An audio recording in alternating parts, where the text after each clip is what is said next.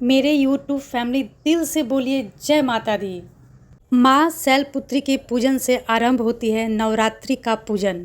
आज हम जानेंगे माँ शैलपुत्री के बारे में कुछ बातें। पर्वतराज हिमालय की पुत्री होने के कारण ये शैलपुत्री के नाम से जानी जाती हैं। माँ का स्वभाव बहुत ही शांत, शीतल, सरल है। माँ शैलपुत्री को सफ़ेद रंग बहुत भाता है, इसलिए इनकी भोग में गाय के दूध से बनी खीर, मिठाइयाँ, घी भोग में लगाते हैं और माँ शैलपुत्री को सफ़ेद पुष्प से पूजन किया जाता है और माँ सफ़ेद रंग का पोशाक पहनना बहुत अधिक पसंद करती हैं।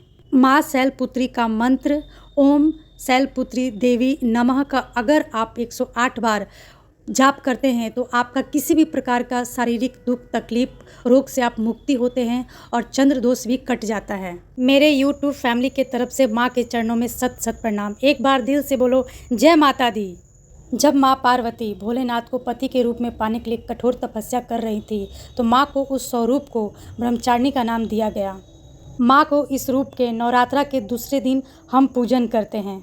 माँ के स्वभाव में बहुत ही ठहरावपन होता है और बहुत शांत होता है। देवी ब्रह्मचारिणी को सफ़ेद रंग और पीले रंग बहुत भाते हैं, इसीलिए इनको पीले रंग की पुष्प और सफ़ेद रंग की पुष्प से पूजन करते हैं। माँ ब्रह्मचारिणी को चीनी का भोग लगता है।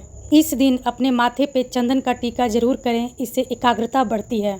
ओम एन नमः का जाप करने से मन की इच्छाएं पूर्ति होती है। प्रेम से बोलो जय माता दी। महिषासुर से तंग होकर ब्रह्मा विष्णु महेश ने अपनी शक्ति से एक कन्या की उत्पत्ति की, जिनका नाम है चंद्रघंटा। अपने शस्त्र अस्त्र से उनको सजाया और माँ चंद्रघंटा महिषासुर को पराजित करके अपनी शक्ति की परिचय दी। माँ के स्वभाव में चंद्र की तरह शीतलता भी है और अग्नि की तरह तपिश भी है। लाल रंग इनको बहुत भाता है। केला और मिठाई इनकी भोग में लगती है। माँ को लाल पुष्प से पूजा करें और लाल पोशाक से भी इन्हें सजाएं। माँ को लाल चंदन का टीका ज़रूर लगाएं। जब भी भय महसूस हो तो माँ का मंत्र का लगातार जाप करें। ओम ऐं ह्रीं क्लीं चंद्रघंटाय नमः। प्रेम से बोलो जय माता दी। जब इस धरती पे जीवन नहीं था, रोशनी नहीं थी, अंधकार ही अंधकार थे, तो उस वक्त माँ कुष्मांडा के मधुर मुस्कान से इस धरती पे रोशनी आया, जीवन आया, तो उनका नाम कुष्मांडा माँ पड़ा। माँ के अष्टभुजाएं हैं, इसलिए इनको अष्टभुजा के नाम से भी जानते हैं। माँ कुष्मांडा एकमात्र ऐसी देवी हैं जो सूर्य लोक में निवास करती हैं। मालपुए का भोग लगता है माँ को, पर हमारे यहाँ 8 दिन तलने वाली काम नहीं होती है नवरात्रा में, इसलिए मैंने गुलाब जामुन का भोग लगाया है। देवी सर्वभूतेषु माँ कूष्मांडा रूपेण संस्थिता।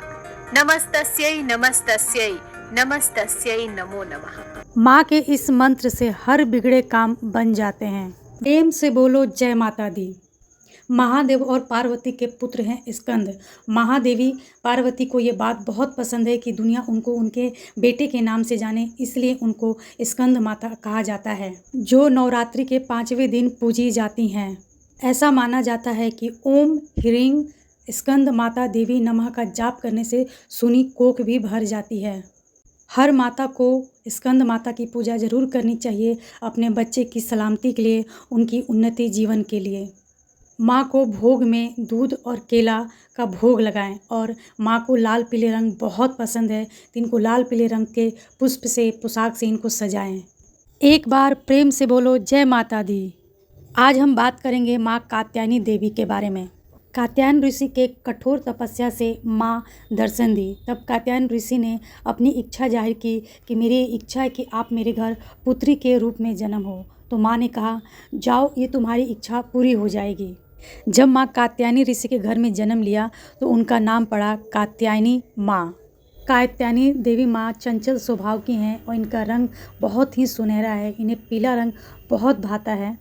मन चाहे कन्या मिले, मन चाहे वर मिले, तो उसके लिए ओम ह्रीं कात्यायनी देवी का मंत्र का जाप करना चाहिए। कहा जाता है गोपियाँ भी कृष्ण को पाने के लिए इसी मंत्र का जाप किया करती थी। प्रेम से बोलो जय माता दी। आज हम जानेंगे माँ कालरात्रि के बारे में। नवरात्रा के 7वें दिन पूजी जाती है माँ कालरात्रि। माँ का नाम ही काफ़ी है उनके रूप रंग का वर्णन करने के लिए। काल रात्रि नाम उनका है और वो काल रात्रि की तरह ही काले हैं एकदम। उनका रूप थोड़ा भयावह लगता है देखने से। माँ के आंखों से अग्नि बरसती है और उनका जिह्वा एकदम रक्त की तरह लाल है। आप अपने अंदर के अंधकार को भगाइए माँ का मंत्र जाप के ओम ह्रीं नमः। पूजन में माँ को गुड़ का भोग जरूर लगाएं। माँ काल रात्रि हमेशा पापियों का नरसंहार करने के लिए तत्पर रहती हैं। प्रेम से बोले जय माता दी। नवरात्रा के 8वें दिन पूजी जाती हैं महागौरी।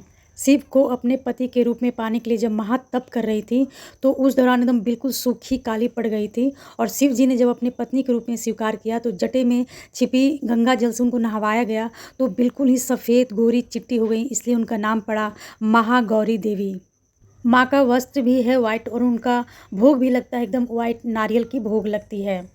आज के दिन महागौरी को लाल चुनरी जरूर ओढ़ाई जाती है। ओम देवी महागौरी नमः का जाप हर सुहागन को करना चाहिए अपने पति की लंबी उम्र के लिए। महागौरी और शिव जी का एक ही वाहन है बैल, सफ़ेद बैल। महागौरी माँ को आज के दिन पाँव में आलता जरूर लगाते हैं। प्रेम से बोलो जय माता दी। आज हम बात करेंगे माँ सिद्धिदात्री के बारे में।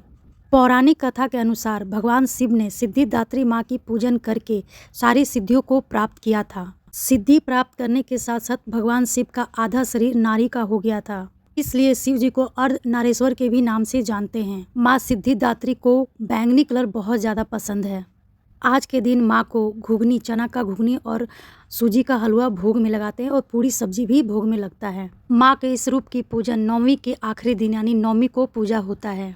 माँ का बीज मंत्र ह्रीं क्लीं ऐं सिद्धि नमः। सिद्धि प्राप्त के लिए माँ का पूजन बहुत आवश्यक है। 9 रूपों की जितनी जानकारी थी मैंने आपके साथ शेयर किया।